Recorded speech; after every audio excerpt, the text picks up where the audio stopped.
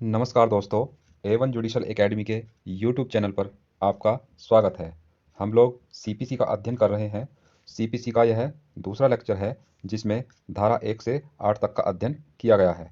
तो सीपीसी के पहले वीडियो में हमने संहिता का सामान्य परिचय बताया था।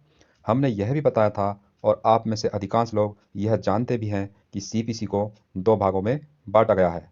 पहला भाग धारा वाला यानी कि सेक्शन वाला भाग है और दूसरा भाग प्रथम अनुसूची का आदेश वाला यानी कि ऑर्डर वाला भाग है। कुछ लोग सीपीसी के दोनों भागों को मिलाकर पढ़ते हैं और कुछ लोग अलग अलग करके पढ़ते हैं। हम इस संहिता को अलग अलग भागों में विभाजित करके पढ़ेंगे, मतलब पहले धारा वाला भाग और बाद में आदेश वाला भाग पढ़ेंगे। तो चलिए इस वीडियो सीरीज को आगे बढ़ाते हुए आज का अध्ययन धारा 1 से शुरू करते हैं। आप यह video series A1 judicial academy के यूट्यूब चैनल पर देख रहे हैं। हमारे चैनल को सब्सक्राइब करें और इस वीडियो को शेयर करें। इस लेक्चर की पीडीएफ पाने के लिए आप हमारा Telegram channel A1 judicial academy को ज्वाइन करें। ज्वाइन करने के लिए आप टेलीग्राम पर सर्च करें @A1JA। आप ये सर्च करेंगे तो हमारा टेलीग्राम चैनल आ जाएगा। वहाँ पर आप जो है इसको सब्सक्राइब या फिर ज्वाइन कर सकते हैं। तो चलिए आज का लेक्चर शुरू करते हैं। प्रारंभिक धारा 1 से 8। प्रारंभिक बातों की चर्चा करने से पहले पिछले लेक्चर का एक क्वेश्चन जो कि छूट गया था वो आपको बताना है। तो पिछले लेक्चर में जो क्वेश्चन पूछा गया है, जो पहले की परीक्षा में पूछा जा चुका है, वो ये पूछा गया है कि जो सीपीसी का तीसरा संशोधन है 2002 में हुआ है, उसका उद्देश्य क्या था। यानी कि सीपीसी का 2002 का जो संशोधन है उसको संशोधन को करने का उद्देश्य क्या था। ये क्वेश्चन बिहार की परीक्षा में पूछा जा चुका है। तो इसका उद्देश्य जो था संशोधन का, यह था कि मुकदमे के निस्तारण में होने वाली देरी को कम करना। मतलब किसी मुकदमे को निपटाने में जो देरी होती है उस देरी को कम करने का उद्देश्य इसका था। किसका? जो तीसरा संशोधन हुआ था 2002 में सीपीसी का। तो चलिए आगे बढ़ते हैं अपने अध्ययन के मुख्य विषय पर। प्रारंभिक धारा 1 से 8। तो धारा 1 से 8 तक में सीपीसी की प्रारंभिक बातों का वर्णन किया गया है जो कि अध्याय या भाग के रूप में नहीं है। मतलब धारा 1 से 8 तक जो है वो चैप्टर में नहीं समाहित किया गया है, केवल प्रारंभिक बातों को इसमें बताया गया है। जो चैप्टर जो शुरू होता है, अध्याय जो शुरू होता है सीपीसी का, वो धारा 9 से शुरू होता है, जिसकी चर्चा हम आगे के आने वाले वीडियोज़ में करेंगे। तो देखते हैं धारा 1 से क्या कहा गया है। सीपीसी की धारा 1 शुरू करते हैं। धारा 1 संक्षिप्त नाम। तो सीपीसी का मतलब जो यह अधिनियम है, इस अधिनियम का संक्षिप्त नाम क्या है? सिविल प्रक्रिया संहिता 1908 है। तो देखिए, अधिकांश अधिनियमों या संहिता की धारा 1 में उसका संक्षिप्त नाम, विस्तार और प्रारंभ का वर्णन रहता है। सीपीसी की धारा 1 में भी इन्हीं तीनों बातों का वर्णन किया गया है, तीनों बातों को बताया गया है। लेकिन यदि आप भारतीय संविधान की बात करें तो भारतीय संविधान का अनुच्छेद 393 जो है वो भारतीय संविधान के संक्षिप्त नाम की बात करता है। बहुत ही महत्वपूर्ण अनुच्छेद है। कई बार परीक्षा में पूछा जा चुका है कि भारतीय संविधान का संक्षिप्त नाम किस अनुच्छेद में दिया गया है, तो इसको याद रखिएगा, अनुच्छेद 393। संक्षिप्त नाम से जुड़ी एक बात और ध्यान रखिएगा जो कि अक्सर इंटरव्यू में पूछ लिया जाता है कि किसी भी संहिता का या किसी भी अधिनियम का विस्तृत नाम क्या होता है। तो संहिता का संक्षिप्त नाम तो होता है जो उसकी धारा 1 में अक्सर होता है, लेकिन संहिता का विस्तृत नाम क्या होता है? तो किसी भी अधिनियम या संहिता का विस्तृत नाम जो होता है उसकी उद्देशिका होती है, या फिर इसकी प्रस्तावना जो होती है वही इसका संक्षिप्त नाम, विस्तृत नाम होता है। तो इसको ध्यान रखिएगा। आगे देखते हैं इस सेक्शन में, यानी कि धारा 1 में क्या कहा गया है। प्रारंभ। प्रारंभ जो है इसका 1 जनवरी 1909 से हुआ है। सेक्शन 1 में ये बताया गया है। विस्तार की अगर बात करें तो इसका विस्तार संपूर्ण भारत पर है, सिवाय छोड़कर नागालैंड राज्य और जनजाति क्षेत्र। तो धारा 1 में 3 बातों को बताया गया है कि इसका संक्षिप्त नाम क्या है, इसका विस्तार क्या है और इसका प्रारंभ क्या है। तो संक्षिप्त नाम क्या है इसका? सिविल प्रक्रिया संहिता 1908। ये प्रारंभ कब से होती है? 1 जनवरी 1909। और इसका विस्तार कहाँ पर है? इसका विस्तार संपूर्ण भारत पर है, सिवाय छोड़कर नागालैंड राज्य और जनजाति क्षेत्र। तो परंतु संबंधित राज्य सरकार राजपत्र में अधिसूचना द्वारा इस संहिता के उपबंधों का विस्तार कर सकती है। तो संबंधित राज्य सरकार से मतलब है नागालैंड राज्य की सरकार या फिर जनजाति क्षेत्र की सरकार जो है सीपीसी को अधिसूचना द्वारा जो है या फिर संहिता के सभी उपबंधों को या फिर पूरी संहिता को अधिसूचना द्वारा जारी करके लागू कर सकती है। किसको? संहिता को, यानी कि सीपीसी को लागू कर सकती है कौन? नागालैंड की सरकार या फिर जनजातीय क्षेत्र की सरकार। क्योंकि धारा 1 में कह दिया गया है कि सीपीसी संपूर्ण भारत पर लागू होगी सिवाय छोड़कर नागालैंड राज्य और जनजाति राज्य। लेकिन परंतु उसमें जोड़ दिया गया कि वहाँ की जो सरकार है वो अधिसूचना द्वारा राजपत्र में जारी करेगी और इसके उपबंधों को लागू कर सकती है, विस्तार कर सकती है। आगे देखते हैं। जम्मू कश्मीर पुनर्गठन अधिनियम 2019 की धारा 96 के अंतर्गत केंद्रीय सरकार ने सिविल प्रक्रिया संहिता सहित सभी अन्य कानूनों को जम्मू कश्मीर राज्य पर भी लागू कर दिया है। 31 अक्टूबर 2019 से सिविल प्रक्रिया संहिता जम्मू कश्मीर पर भी लागू हो गई है। तो जब से जम्मू कश्मीर का विशेष राज्य का दर्जा समाप्त हुआ है तब से ही जो भारत में कानून लागू होते थे वो कानून अब जम्मू कश्मीर में भी लागू हो गए हैं। इस डेट को याद रखिएगा, यहाँ से प्रश्न बन चुका है। तो धारा 1 में इतनी बातें हमें देखी। आगे देखते हैं। धारा 2 परिभाषाएं। तो धारा 2 में परिभाषाओं का वर्णन किया गया है जिसमें कुल 20 धाराएं हैं। धारा 2 उपधारा 1 इसमें संहिता को परिभाषित किया गया है कि संहिता क्या है। तो संहिता को परिभाषित करते हुए केवल इतना ही बताया गया है कि संहिता के अंतर्गत नियम आते हैं। तो नियम की अगर बात की जाए तो नियम को धारा 2 की उपधारा 18 में बताया गया है कि नियम क्या होते हैं। इसको हम आगे देखेंगे। अगली धारा देखते हैं। धारा 2 की उपधारा 2 डिक्री। डिक्री को हम आज्ञप्ति या जयपत्र भी कहते हैं। तो डिक्री का जो टॉपिक है वह बहुत ही विस्तृत टॉपिक है और मुख्य परीक्षा के लिए बहुत ही महत्वपूर्ण टॉपिक भी है। डिक्री को समझने के लिए कम से कम 2 से 3 घंटे का समय चाहिए होता है। चूँकि यहाँ पर हम प्रारंभिक परीक्षा के लिए अध्ययन कर रहे हैं तो इसको यहाँ पर हम प्रारंभिक परीक्षा की दृष्टि से ही देखेंगे। डिक्री की परिभाषा बहुत ही महत्वपूर्ण है जो कि अक्सर याद नहीं होती है। इसलिए मुख्य परीक्षा के लिए डिक्री की परिभाषा का रट्टा मार लेना है जो कि बहुत ही महत्वपूर्ण है। डिक्री यानी कि धारा की उपधारा 2 में डिक्री को परिभाषित करते हुए कहा गया है, जो कि हम किताब की भाषा को देखते हैं उसमें कहा गया है कि डिक्री न्याय निर्णय की एक ऐसी औपचारिक अभिव्यक्ति है जो जहाँ तक अभिव्यक्त करने वाले न्यायालय से संबंधित है, किसी वाद में के सभी या किन्हीं पक्षकारों के अधिकारों का निश्चायक रूप से अवधारण करता है, डिक्री कहलाता है। डिक्री प्रारंभिक और अंतिम हो सकती है, लेकिन धारा 2 की उपधारा 2 के स्पष्टीकरण से यह स्पष्ट होता है कि डिक्री 3 प्रकार की होती है: प्रारंभिक डिक्री, अंतिम डिक्री और अंशतः प्रारंभिक तथा अंशतः अंतिम डिक्री। धारा 2 की उपधारा 2 में आगे यह भी बताया गया है कि डिक्री के अंतर्गत वाद का नामंजूर किया जाना और धारा 144 के अधीन किसी प्रश्न का अवधारण डिक्री के अंतर्गत आता है, जैसे कि डीम्ड डिक्री या जिसको हम प्रकल्पित प्रकल्पित डिक्री भी कहते हैं।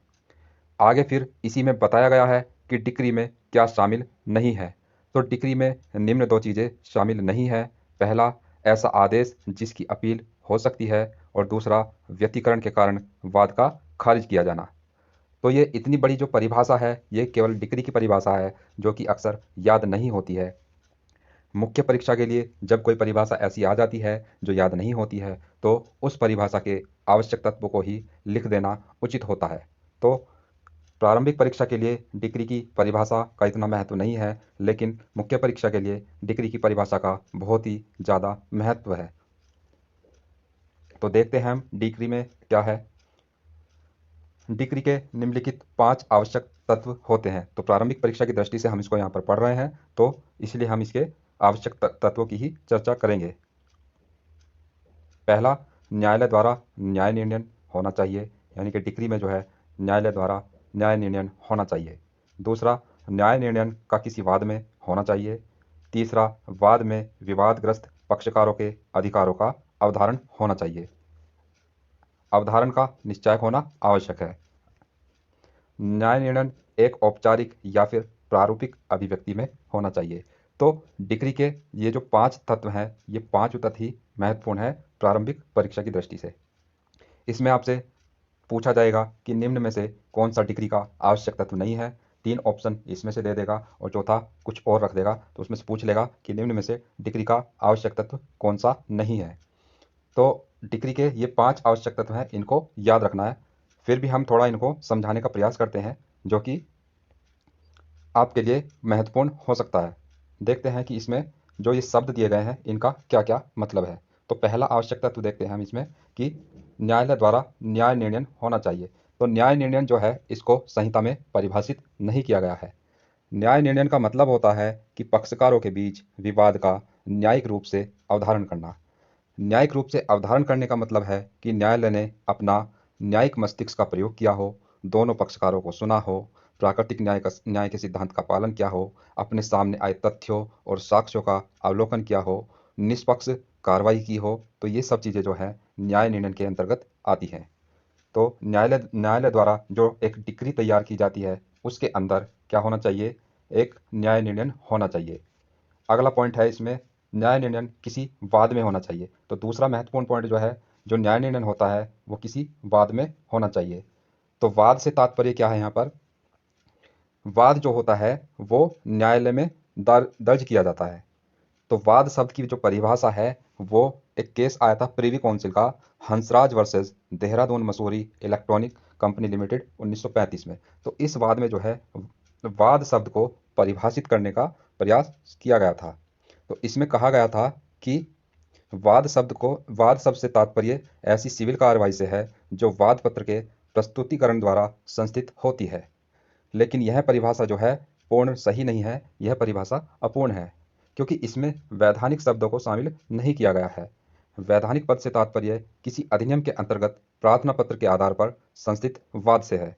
तो बहुत से अधिनियम ऐसे होते हैं जिनमें केवल प्रार्थना पत्र दिया जाता है और प्रार्थना पत्र को ही जो है वाद संस्थित मान लिया जाता है। तो इसलिए जो ये परिभाषा दी गई थी, इसको अपूर्ण माना जाता है। जैसे भारतीय उत्तराधिकार अधिनियम होता है आपका, और हिंदू विवाह अधिनियम के अंतर्गत होता है। तो ये सब जो प्रार्थना पत्र दिए जाते हैं, भूमि अर्जन अधिनियम होता है, मध्यस्थता अधिनियम होता है, इनके अंतर्गत जो प्रार्थना पत्र दिए जाते हैं, उनके जो प्रार्थना पत्र प्रस्तुत किए जाते हैं, उन्हीं को जो है वाद संस्थित मान लिया जाता है। तो इसलिए यहाँ पर जो है वाद होना आवश्यक है किसी डिग्री के लिए। अगला पॉइंट है, वाद में विवादग्रस्त पक्षकारों के अधिकारों का अवधारण होना चाहिए। तो इसमें पक्षकार क्या होते हैं, पक्षकार को देखते हैं। तो पक्षकार से तात्पर्य क्या है यहाँ पर? पक्षकार से तात्पर्य है जो वादी होता है या प्रतिवादी होता है, तो इन्हीं को पक्षकार माना गया है। यदि कोई पक्षकार थर्ड पर्सन है, बाद में जो है जोड़ा जाता है, उसके किसी अधिकार का अवधारण हो रहा है, तो उसको डिक्री में सम्मिलित नहीं किया जाएगा। और दूसरा, इसमें जो पक्षकार के अधिकार होते हैं, वो कैसे अधिकार होने चाहिए? सारवान अधिकार होने चाहिए, ना कि प्रक्रियात्मक अधिकार। तो सारवान अधिकारों को ही इसमें अवधारित किया जाता है न्यायालय द्वारा। उदाहरण स्वरूप देखें, यदि किसी वाद में विवादग्रस्त विषय यह है कि किसी मकान पर पक्षकारों में किसका वास्तविक कब्जा है, यह प्रश्न जो है वास्तविक सार्वभौत अधिकार से संबंधित है। इसी विषय पर यदि यह प्रश्न उठ जाए कि किसी को समन की तामील सही ढंग से हुई है या नहीं हुई है, तो यह प्रश्न जो हो जाएगा प्रक्रियात्मक अधिकार से संबंधित हो जाएगा। तो प्रक्रियात्मक अधिकार जो होता है वो डिग्री में सम्मिलित नहीं होता है। तो थर्ड पॉइंट में जो है पक्षकारों के अधिकारों का जो अवधारण होता है, वो सारवान अधिकार के विवाद का ही अवधारण होता है। अगला पॉइंट देखते हैं, अवधारण का निश्चायक होना। तो अवधारण का निश्चायक होने से मतलब है कि जो विवादग्रस्त पक्षकारों के जो अधिकार हैं, उनका अवधारण जो किया है वो निश्चायक होना चाहिए। मतलब वो पूर्ण रूप से होना चाहिए, अंतिम रूप से होना चाहिए, यानी कि कंक्लूसिव होना चाहिए। पूर्ण रूप से होना चाहिए एवं अंतिम रूप से होना चाहिए। यदि कोई ऐसा प्रश्न जिस पर निर्णय लिया जाना है अवधारण के लिए छोड़ दिया जाता है, तो वो डिग्री के अंतर्गत नहीं आएगा। तो ये चीज़ जो है इसमें समाहित है डिग्री के फोर्थ पॉइंट में। अगला है न्याय निर्णय एवं औपचारिक या प्रारूपिक अभिव्यक्ति में होना। तो जो डिग्री होती है वो एक फॉर्मल एक्सप्रेशन में होती है। फॉर्मल एक्सप्रेशन में मतलब एक प्रारूप होता है। प्रारूप कोई निश्चित नहीं है कि इस तरह का प्रारूप होना चाहिए, बट एक प्रारूप होता है, उसमें एक फॉर्मल प्रारूप होता है। उसमें डिग्री के जो आवश्यक चीज़ें हैं, ये सब चीज़ें होनी चाहिए तो ही डिक्री को माना जाता है। तो इसमें कहा प्रारूप से मतलब यह है कि न्यायालय न्याय निर्णय करने के बाद औपचारिक रूप से तैयार करता है किसको, एक फॉर्मल फॉर्मेट में, जिसमें न्यायालय का नाम, वादी तथा प्रतिवादी का नाम, मामले में क्या अनुतोष प्रदान किया गया इसका वर्णन होता है। तो इसी को क्या कहते हैं, औपचारिक अभिव्यक्ति कहते हैं। अभिव्यक्ति मतलब अभिव्यक्त करना, उसने क्या क्या अनुतोष दिया है उन सब चीज़ों को अभिव्यक्त करना। तो ये सब चीज़ें जो हैं डिग्री के लिए आवश्यक हैं, और आवश्यक है प्रारंभिक परीक्षा के लिए कि डिग्री के अंतर्गत मतलब डिग्री के आवश्यक तत्व क्या होते हैं। तो डिग्री का जो टॉपिक है मैंने अभी बताया कि बहुत बड़ा टॉपिक है, शायद यहाँ पर आपको समझ में भी ना आया होगा, क्योंकि डिग्री बहुत ही विस्तृत टॉपिक है। इसको समझने के लिए बहुत ही ज़्यादा समय चाहिए होता है, और इसको बहुत ही शांत स्वभाव से समझाना और पढ़ना पड़ता है। तो आगे देखते हैं हम इसमें डिग्री में क्या क्या है जो प्रारंभिक परीक्षा की दृष्टि से उचित है, वही हम अध्ययन कर रहे हैं। तो आगे देखते हैं क्या है इसमें। डिग्री के प्रकार, तो मुख्य रूप से डिग्री के दो प्रकार होते हैं, प्रारंभिक डिग्री और अंतिम डिग्री। तो प्रारंभिक डिग्री होती है, एक अंतिम डिग्री होती है। तो प्रारंभिक डिग्री क्या होती है, जिसमें वाद को पूर्ण रूपेण निपटाने से पहले आगे की कार्रवाई को किया जाना शेष है। और अंतिम डिग्री का क्या होती है, इसमें वाद का पूर्ण रूप से निपटारा कर दिया जाता है। प्रारंभिक डिग्री से तात्पर्य यह है कि जैसे कि एक मकान है, इस पर ए और बी दोनों का विवाद हो जाता है। ए कहता है कि यह मेरी संपत्ति है, बी कहता है कि यह मेरी संपत्ति है, और जिस पर ए ने कब्जा बनाया हुआ है और बी इस पर वाद लाता है। तो न्यायालय क्या करेगा, जब न्याय निर्णय देता है, अपना डिग्री पारित करता है, तो पहले वो क्या करेगा, कब्जे का निर्धारण कर देगा कि ये कब्जा जो है इस पर कोई नहीं बनाएगा, या फिर केवल ए बनाएगा, या फिर केवल बी बनाएगा। यहाँ पर जो है मकान पर स्वामित्व का निर्धारण अभी नहीं किया है, तो केवल कब्जे का निर्धारण कर दिया न्यायालय ने, तो ये क्या हो गया, प्रारंभिक डिग्री हो गई।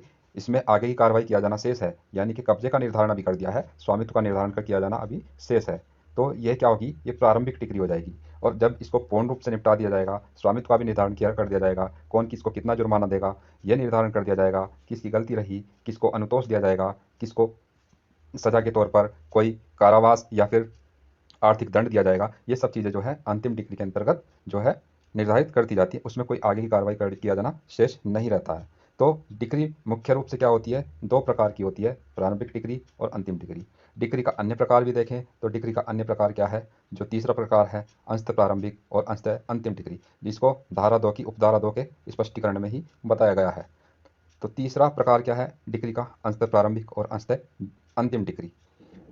अगला है डीम्ड डिग्री। जो डीम्ड डिग्री जो होती है वो आदेश 21 नियम 58 के 4 के अनुसार, या फिर आदेश 21 नियम 98 या 100 के अंतर्गत न्याय निर्णय जो होता है वो डीम्ड डिग्री के अंतर्गत आता है। जो डीम्ड डिग्री होती है ये वास्तव में डिग्री नहीं होती है, लेकिन कुछ ऐसी परिस्थितियाँ, कुछ ऐसे तथ्य आते हैं जिसमें डिग्री के कुछ तत्व समाहित होते हैं, इसलिए इसको डिग्री मान लिया जाता है। तो प्रारंभिक परीक्षा में केवल इसी तरह के प्रश्न बनते हैं कि निम्न में से कौन डिग्री का आवश्यक तत्व नहीं है, कौन प्रारंभिक डिग्री है, कौन डिग्री है, कौन डिग्री नहीं है। इसी तरह के प्रारंभिक परीक्षा में केवल क्वेश्चन बनते हैं, इससे अलग अंदर से कोई ऐसा क्वेश्चन खास नहीं बनता है।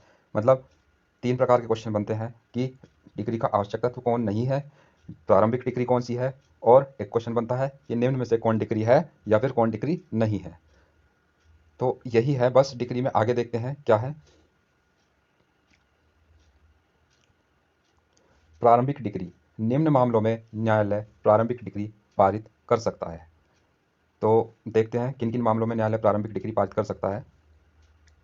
कब्जा या अंतकालीन यानी कि मध्यवर्ती लाभ हेतु प्रारंभिक डिग्री न्यायालय पारित कर सकता है, आदेश 20 नियम 12 के अनुसार। इसको हम आगे के लेक्चर में पढ़ेंगे कि अंतकालीन लाभ या फिर मध्यवर्ती लाभ क्या होता है, आगे इसको हम देखेंगे। यह है प्रशासनवाद, आदेश 20 नियम 13 के अनुसार। जो प्रशासन के वाद होते हैं, ऐसे मामलों में न्यायालय प्रारंभिक डिग्री को पारित कर सकता है। अगला है सुफा के वाद का आदेश, आदेश 20 नियम 14। जो इस सुफा का वाद होता है, ये मुस्लिम विधि में संपत्ति को उसके नज़दीकी द्वारा क्रय करने के अधिकार से संबंधित होता है। यानी कि मुस्लिम विधि में यदि कोई व्यक्ति किसी संपत्ति को बेच रहा है, तो उसको खरीदने का जो अधिकार है कौन किसको होना चाहिए, जो उस संपत्ति के नज़दीकी व्यक्ति रहता होगा, जिसको वह संपत्ति सबसे ज़्यादा लाभ देगी, उसको अधिकार होता है। उसी अधिकार को जो है सुफा का अधिकार बोलते हैं। तो ये मुस्लिम विधि के अंतर्गत आता है, ये आदेश 20 नियम 14। तो इस तरह के वाद में जो है प्रारंभिक डिग्री पारित की जा सकती है। अगला है भागीदारी के विघटन हेतु वाद, यानी कि पार्टनरशिप जब समाप्त की जाती है उसके प्रश्न का कोई वाद है तो वहाँ पर भी प्रारंभिक डिग्री पारित की जाती है। इसका प्रावधान आदेश 20 नियम 15 में दिया गया है। अगला देखते हैं, मालिक अभिकर्ता के मध्य लेखा संबंधी वाद, आदेश 20 नियम 16 में इसका प्रावधान है। संपत्ति विभाजन तथा पृथक कब्जे हेतु वाद, ये आदेश 20 नियम 18 में इसका प्रावधान है।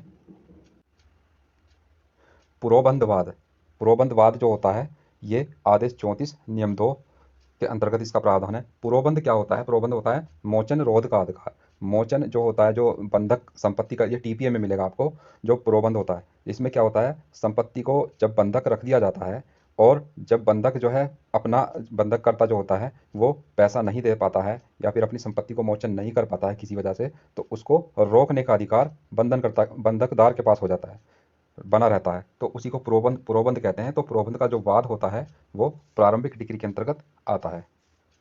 इसका प्रावधान आदेश 34 नियम 2 में दिया गया है। अगला है बंधक संपत्ति के विक्रय का वाद, इसमें आदेश 34 नियम 4 जो है ये इसका प्रावधान इसमें है। आदेश 34 नियम 4 में इसका प्रावधान है। आगे देखते हैं बंधन मोचन संबंधी वाद, इसमें आदेश 34 नियम 7 में इसका प्रावधान है। बंधन मोचन मतलब संपत्ति को छुटाना, जो बंधक संपत्ति है उसको छुटाने से संबंधित वाद होता है वो इसके अंतर्गत आता है। तो ये सब वाद जो हैं प्रारंभिक डिग्री में आते हैं। प्रारंभिक डिग्री के अंतर्गत ये याद करने की चीज़ें हैं। इसमें क्वेश्चन यहाँ से बनता है कि प्रारंभिक डिग्री जो है किन किन मामलों में पारित की जाती है, तो कब्जा तथा अंतकालीन, प्रशासनवाद, सुफाकावाद, भागीदारी का वाद, भागीदारी के विघटन का वाद, मालिक अभिकर्ता के मध्य लेखा संबंधी वाद, संपत्ति विभाजन तथा पृथक कब्जे हेतु वाद, पुरोबंधवाद, बंधक संपत्ति के विक्रय का वाद और बंधन मोचन के संबंधी वाद जो है, ये सब जो है प्रारंभिक डिग्री इनमें पारित की जाती है। ये सब चीज़ें याद करने की चीज़ें हैं, इनको याद कर लेना आवश्यक है प्रारंभिक परीक्षा की दृष्टि से। आगे देखते हैं कि किन्हें डिग्री माना गया है और किन्हें डिग्री नहीं माना गया है। ये भी डिग्री से यही प्रश्न बनता है कि किसको डिग्री माना गया है, किसको डिग्री नहीं माना गया है। तो निम्न चीज़ों को जो है डिग्री माना गया है। तो पहला है वाद के उपशमन या समाप्ति का आदेश। जो वाद जो उपशमन हो जाता है, समाप्त हो जाता है, उसको उसकी समाप्ति का जो आदेश होता है उसको डिग्री माना गया है। अगला है काल बाधित यानी कि व्यतिक्रम होने के आधार पर अपील का निस्तारण। जो समय समाप्त हो जाता है उसके आधार पर किसी अपील का निस्तारण किया गया है तो उसको भी डिग्री माना जाता है। अगला है साक्ष्य के अभाव में वाद या अपील का निरस्त किया जाना, इसको भी क्या है, डिग्री मान लिया जाता है। अगला है धारा 144 के अधीन प्रत्यस्थापन के लिए आवेदन का निरस्तीकरण। तो प्रत्यस्थापन क्या होता है कि किसी पक्षकार को डिक्री या आदेश के उलटने पर उस चीज़ को वापस दिलाना जो उसने डिक्री या आदेश में खो दिया है। तो धारा 144 के अधीन प्रत्यस्थापन के लिए आवेदन का निस्तारण जो होता है वह भी डिक्री माना जाता है। तो अगला है न्याय शुल्क न देने के कारण वाद पत्र का निरस्तीकरण। तो इसको भी जो है डिक्री माना जाता है। तो इसमें जो आप ये 144 वाला पॉइंट देख रहे हैं और ये व्यतिक्रम वाला जो पॉइंट देख रहे हैं ये आते हैं डीम्ड डिग्री के अंतर्गत। तो डिग्री मैंने बताया कि डीम्ड डिग्री वास्तव में डिग्री नहीं होती है, लेकिन इनको डिग्री मान लिया जाता है, ये विधि की दृष्टि में डिग्री हो जाती है। आगे देखते हैं, इन्हें डिग्री नहीं माना गया है, मतलब जो ये पॉइंट दिए गए हैं इनको डिग्री नहीं माना गया है। पहला पॉइंट है चूक के कारण वाद या अपील का निरस्त किया जाना। चूक मतलब जैसे किसी वाद को हम दायर करते हैं, वाद को दायर करने में कोई चूक हो जाती है, उसके आधार पर यदि किसी वाद को या फिर किसी अपील को निरस्त किया जाता है तो उसको डिग्री नहीं माना गया है। चूक कैसे होती है? जैसे कि वाद पत्र होता है, उसमें वादी या प्रतिवादी का हस्ताक्षर नहीं लिया गया है, या फिर कोई डेट गलत मेंशन कर दी है, या निर्धारित जो टिकट होता है वो नहीं लगाया है। तो इस तरह की जो चूक हो जाती है, कोई कोई शब्द गलत टाइप हो गया है, या फिर मतलब इस तरह की कोई त्रुटि हो जाती है, कोई चूक हो जाती है, जो चीज़ लिखनी थी वो नहीं लिखी गई है, या फिर अनावश्यक चीज़ लिख दी है, इस तरह की कोई चूक हो जाती है, उस चूक के कारण कोई वाद निरस्त किया जाता है, उस वाद को जो है डिक्री नहीं माना, मतलब उस निरस्तीकरण को डिक्री नहीं माना गया है। अगला है प्रतिप्रेषण का आदेश। प्रतिप्रेषण जो होता है इसका मतलब होता है वाद वापस लेने की अनुमति या फिर आज्ञा।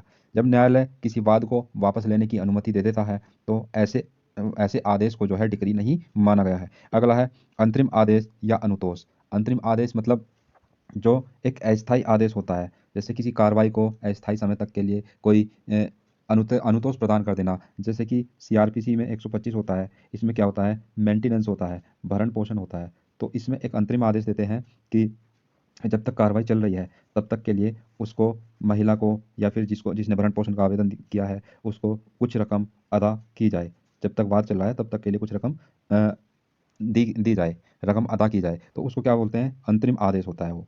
मतलब कुछ समय तक के लिए, अस्थायी समय तक के लिए कोई आदेश या फिर अनुतोष दिया जाता है, उसको अंतरिम आदेश बोलते हैं। तो ऐसे आदेश को जो है डिक्री नहीं माना गया है।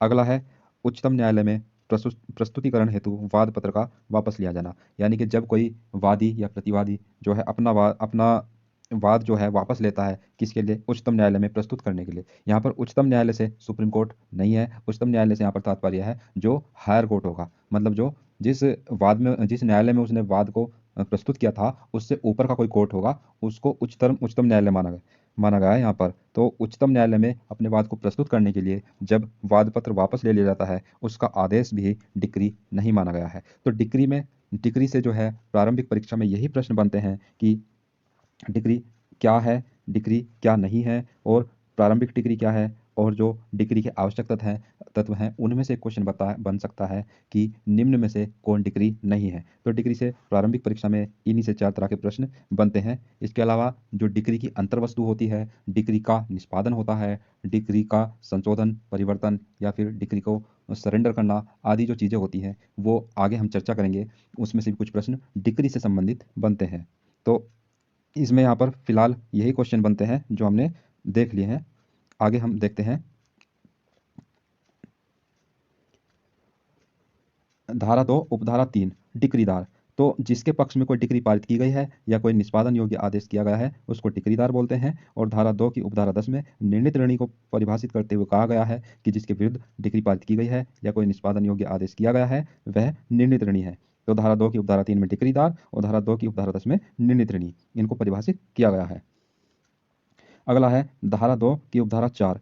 इसमें कहा गया है कि जिला को परिभाषित करते हुए कहा गया है कि आरंभिक अधिकारिता वाले प्रधान सिविल न्यायालय की अधिकारिता की स्थानीय सीमाएं अभिप्रेत हैं और इसके अंतर्गत उच्च न्यायालय की मामूली आरंभिक सिविल अधिकारिता की स्थानीय सीमाएं हैं।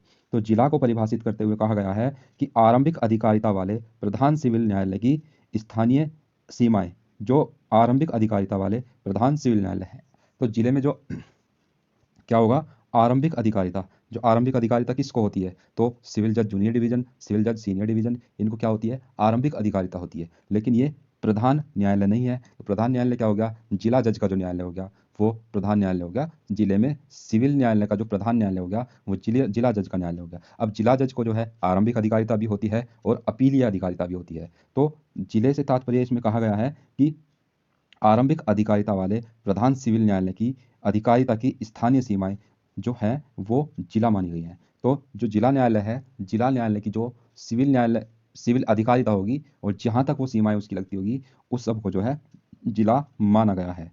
और इसके अंतर्गत उच्च न्यायालय की मामूली आरंभिक सिविल अधिकारिता की स्थानीय सीमाएं भी आती हैं। तो जो उच्च न्यायालय है, हाई कोर्ट है, हाई कोर्ट की जो मामूली आरंभिक सिविल अधिकारिता की स्थानीय सीमाएं भी इसके अंतर्गत आती हैं।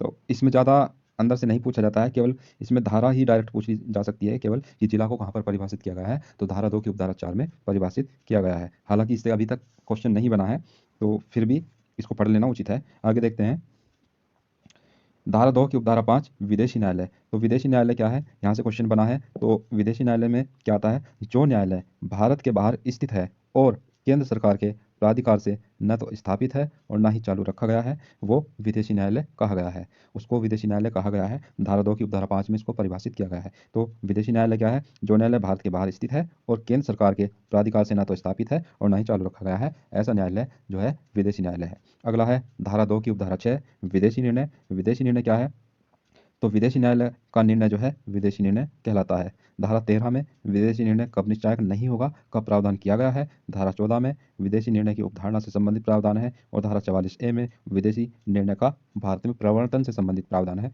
तो इन सब चीज़ों को भी आप विदेशी निर्णय यानी कि 2 की उपधारा 6 के साथ याद रखेंगे। आगे देखते हैं धारा 2 की उपधारा 7 सरकारी प्लेटर को परिभाषित करती है। सरकारी प्लेटर में कहा गया है कि इस संहिता के अधीन अभिव्यक्त रूप से अधिरोपित कृत्यों को करने के लिए राज्य सरकार द्वारा नियुक्त अधिकारी सरकारी प्लीडर होगा। तो जो सीपीसी है, सीपीसी के अधीन जो अभिव्यक्त रूप से अधिरोपित कृत्य करने के लिए राज्य सरकार द्वारा किसी को नियुक्त किया जाता है वो सरकारी प्लीडर कहा जाता है। अगला है धारा 2 की उपधारा 15। प्लेडर को परिभाषित करते हुए कहा गया है कि न्यायालय में किसी अन्य व्यक्ति के लिए उपसंजात होने और अभियोजन करने वाला अधिवक्ता, वकील या अटर्नी जो होता है वो प्लीडर कहलाता है। मतलब एक तरफ जो सरकारी प्लीडर होगा वो सरकार की तरफ से अपने कृत्यों को करेगा जो इस संहिता के अधीन अभिव्यक्त रूप से उस पर अधिरोपित किए गए हैं, और दूसरी तरफ जो किसी अन्य व्यक्ति के लिए अभिवेचन करेगा वो प्लीडर कहलाएगा, जैसे अधिवक्ता, वकील या अटॉर्नी। आगे देखते हैं धारा 2 की उपधारा 8। इसमें न्यायाधीश को परिभाषित करते हुए कहा गया है कि सिविल न्यायालय का पीठासीन अधिकारी अभिप्रेत है। इंपॉर्टेंट है क्योंकि न्यायाधीश की परिभाषा सीआरपीसी में अलग है, आईपीसी में अलग है और यहाँ पर अलग है। तो सीपीसी के अनुसार न्यायाधीश कौन है? तो न्यायाधीश सिविल न्यायालय का पीठासीन अधिकारी जो है वो न्यायाधीश है। आगे देखते हैं धारा 2 की उपधारा 9। इसमें निर्णय को बताया गया है, और धारा 2 की उपधारा 14 इसमें आदेश को बताया गया है। तो दोनों ही जो टॉपिक हैं ये भी बहुत इम्पोर्टेंट है, मुख्य परीक्षा की दृष्टि से बहुत ज़्यादा इम्पोर्टेंट है। दोनों ही डिग्री की तरह ही होते हैं। डिग्री और निर्णय और आदेश तीनों जो होते हैं ये सिविल न्यायालय के ऑर्डर होते हैं, सिविल न्यायालय के आदेश होते हैं या फिर सिविल न्यायालय के ही निर्णय होते हैं। तो ये तीनों ही जो है सिविल न्यायालय की आदेशिकाएं होती हैं। ये बहुत ही इंपॉर्टेंट है, तीनों को जो है मुख्य परीक्षा के लिए विशेष तौर पर तैयार कर लेना उचित है। तो निर्णय में कहा गया है कि न्यायाधीश द्वारा डिक्री या आदेश के आधारों का कथन निर्णय कहलाता है। आदेश को परिभाषित करते हुए कहा गया है कि सिविल न्यायालय के किसी विनिश्चय की प्रारूपिक अभिव्यक्ति जो डिक्री नहीं है वो आदेश कहलाती है। तो आदेश, निर्णय और डिक्री तीनों को मुख्य परीक्षा की दृष्टि से तैयार कर लेना है। केवल प्रारंभिक परीक्षा में केवल इन दोनों से ये डायरेक्ट पूछे जाते हैं कि निर्णय कहाँ पर परिभाषित है और आदेश कहाँ पर परिभाषित है। आगे देखते हैं धारा 2 उपधारा 11 विधिक प्रतिनिधि को परिभाषित करते हुए कहा गया है कि जो मृत व्यक्ति की संपदा का विधिक दृष्टि से प्रतिनिधित्व करता है और जो मृतक की संपदा में दखलंदाजी करता है, और जहाँ कोई पक्षकार विधिक प्रतिनिधि के रूप में वाद लाता है या जिस किसी पक्षकार पर विधिक प्रतिनिधि के रूप में वाद लाया जाता है वह व्यक्ति जिसे वह संपदा उस पक्षकार के मरने पर प्राप्त होती है वह विधिक प्रतिनिधि कहलाता है।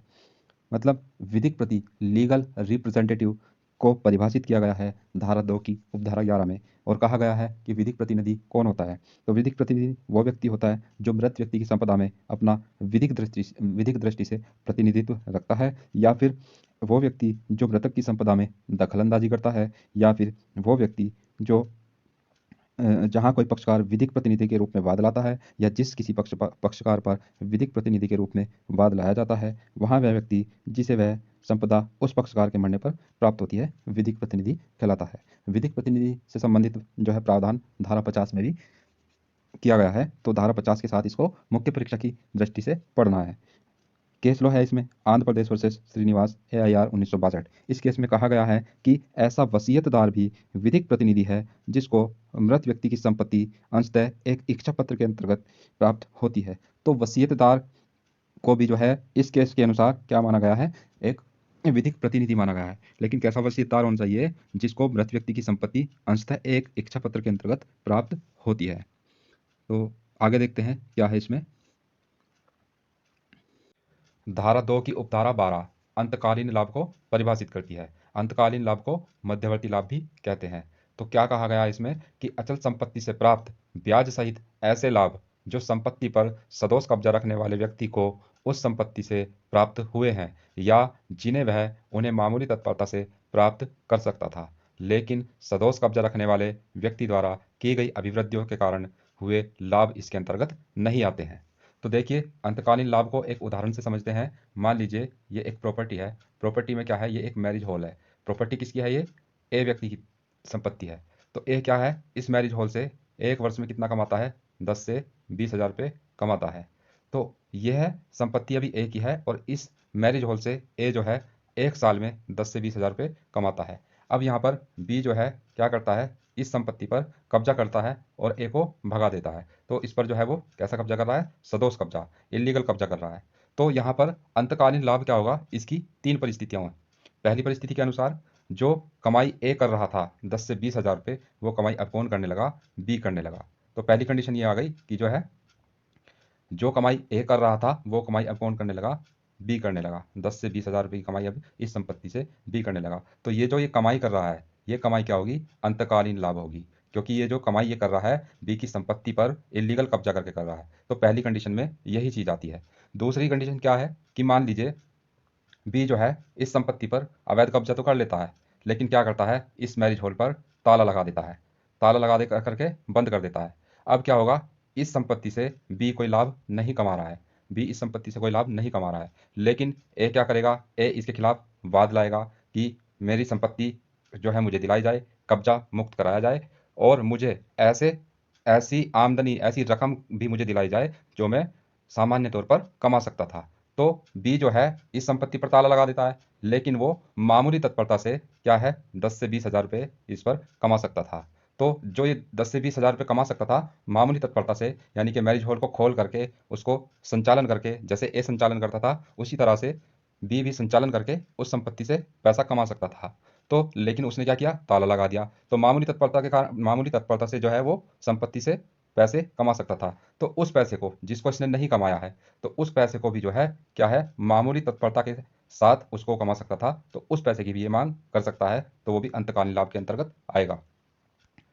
तीसरी परिस्थिति देखते हैं। तीसरी परिस्थिति में क्या है, तीसरी परिस्थिति में बी क्या करता है, इस मैरिज हॉल पर जिस पर इसने अवैध कब्जा कर रखा है, इस मैरिज हॉल पर क्या करता है, इसके पास एक पार्किंग बनाता है, चारों तरफ इसके जो है पेड़ वगैरह लगाता है, मतलब इसकी डेकोरेशन करके बहुत अच्छा सा इसको बना देता है। तो क्या कर रहा है, वो संपत्ति में अनुवृत्ति कर रहा है। तो संपत्ति को अनुवृत्ति करके क्या होता है, इसका जो मैरिज हॉल है ये अच्छा हो जाता है, और इसमें जो क्लाइंट आते हैं, जो ग्राहक आते हैं, वो भी ज़्यादा आने लगते हैं। तो यहाँ पर जो ए जो है 10 से 20 हज़ार रुपये कमा रहा था, अब जो है बी इस मैरिज हॉल पर काम करता है, इसको सुंदर बनाता है, मॉडिफाई करता है, और अब इस पर बी क्या कर रहा है, 10 से 20 हज़ार की जगह 20 से 25 हज़ार रुपये कमाने लगा है।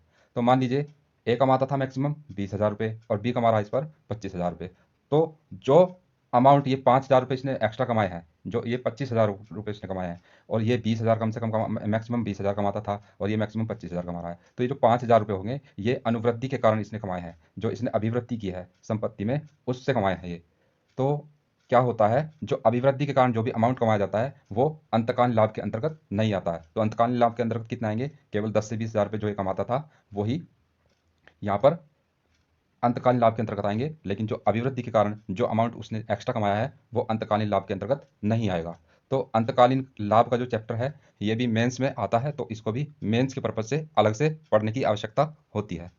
प्रीलिम्स में इससे कोई एक्स्ट्रा क्वेश्चन नहीं बनता है, केवल परिभाषा को डायरेक्ट पूछ लिया जाएगा, और इससे एक्स्ट्रा कोई ज़्यादा क्वेश्चन नहीं बनता है प्रीलिम्स में। तो आगे देखते हैं कौन सी परिभाषा है फिर।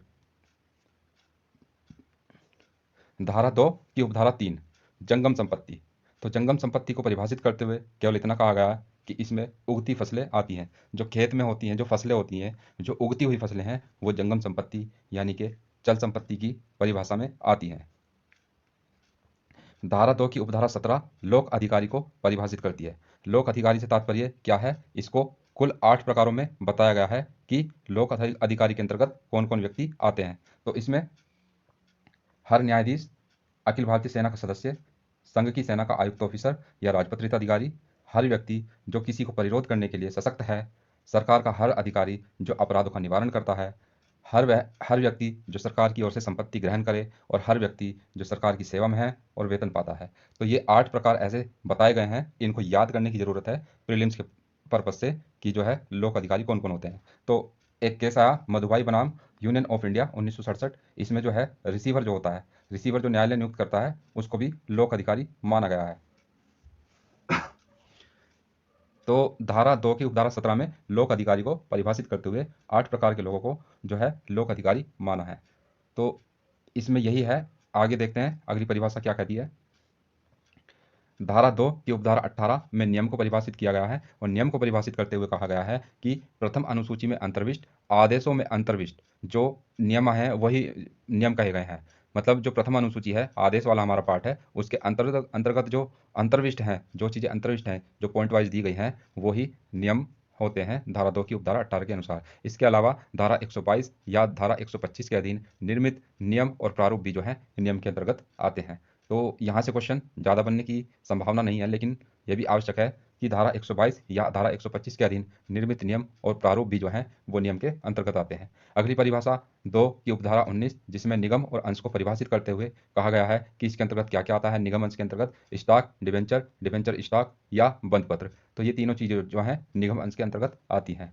जैसे शेयर मार्केट या कंपनी से संबंधित होते हैं, जैसे स्टॉक जो होते हैं, डिबेंचर होते हैं, डिबेंचर स्टॉक होते हैं या बंद पत्र होते हैं, ये शेयर मार्केट या कंपनी से संबंधित होते हैं, इनको निगम अंश माना गया है। यह भी कोई ज़्यादा महत्वपूर्ण परिभाषा नहीं है, अगर पूछी गई तो डायरेक्ट ही पूछी जा सकती है कि निगम अंश की परिभाषा किस धारा में है। अगली धारा है धारा 2 की उपधारा 20। इसमें हस्ताक्षरित को परिभाषित करते हुए कहा गया है कि इसके अंतर्गत निर्णय या डिक्री की दशा के सिवाय स्टाम्पित आता है। तो हस्ताक्षरित से तात्पर्य क्या है? जो स्टाम्पित चीज़ें हैं, जिन पर स्टाम्प लगा करके कोई कार्य किया जाता है, उसको हस्ताक्षरित माना गया है।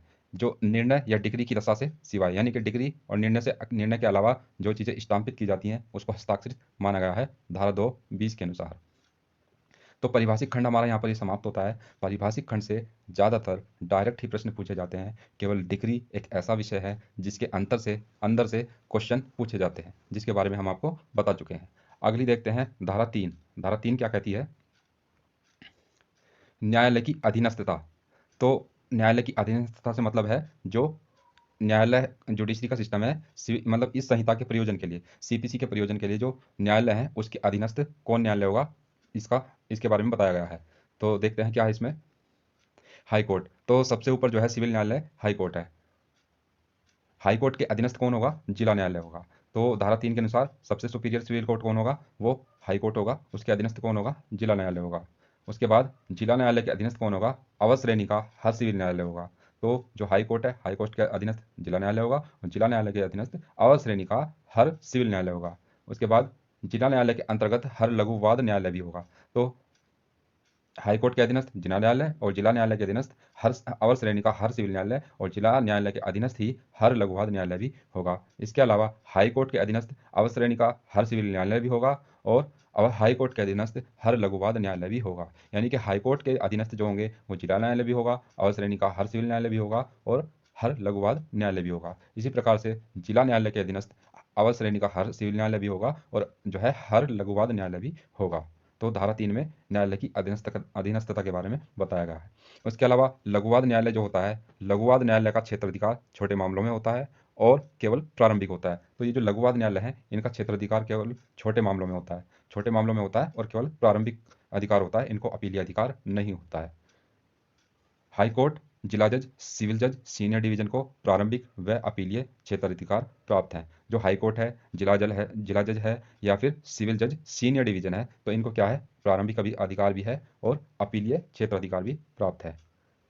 सुप्रीम कोर्ट की अगर बात की जाए तो सुप्रीम कोर्ट को प्रारंभिक क्षेत्राधिकार अनुच्छेद 131 के तहत प्राप्त है और सुप्रीम कोर्ट को अपीलीय क्षेत्राधिकार अनुच्छेद 132 और 133 के अनुसार प्राप्त है।